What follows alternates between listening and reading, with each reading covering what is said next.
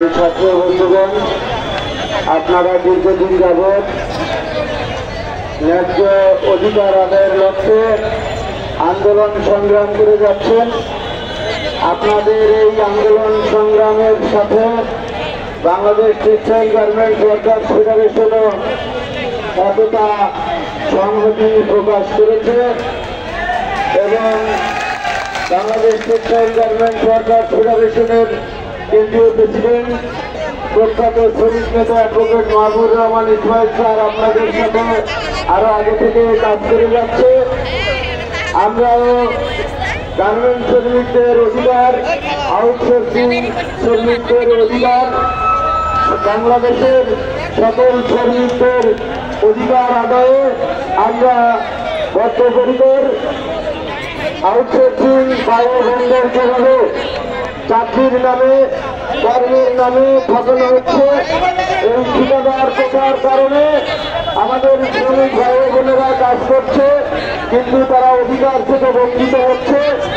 এই অধিকার আদায়ের লড়াই বাংলাদেশের যেসব শ্রমিক আছে, গার্মেন্টস শ্রমিক সহ আপনাদের সাথে আছে এবং বাংলাদেশ টেক্সটাইল গার্মেন্টস ওয়ার্কার্স ফেডারেশনের কেন্দ্রীয় president advocate Mahbubur Rahman Ismail sir, উনি মূলত গত 2 দিন থেকে অসুস্থতায় ভুগছেন, জ্বর।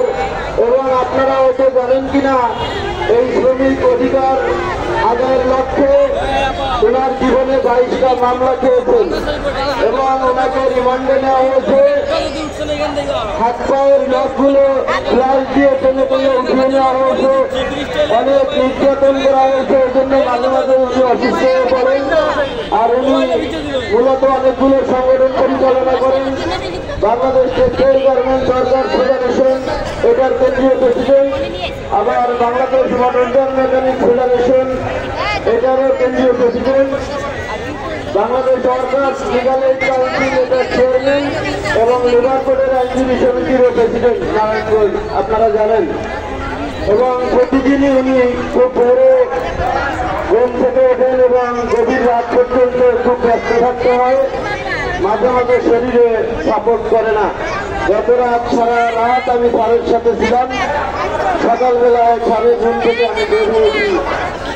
যাই হোক, আপনাদের এই যে অধিকার আদায়ের লক্ষ্যে আপনারা কাজ করে যাচ্ছেন সারা বাংলাদেশ থেকে, আপনারা যারা এই প্রোগ্রামে এসেছেন আপনাদের সাথে আমাদের কেন্দ্রীয় প্রেসিডেন্ট আছে, আমরা আছি এবং বাংলাদেশের গার্মেন্টস শিল্প অঞ্চলের আশুলিয়া, সাভার, গাজীপুর, নারায়ণগঞ্জ, চট্টগ্রাম, মোংলায়, বিদেশ সহ সব জায়গায় আপনাদের খবর চলে যাচ্ছে শ্রমিকদের মাঝে যে বাংলাদেশের আউটসোর্সিং কর্মচারী ভাই বোনেরা, তারা ঠিকাদার যারা নির্যাতিত, তাই চাকরির কোনো গ্যারান্টি নেই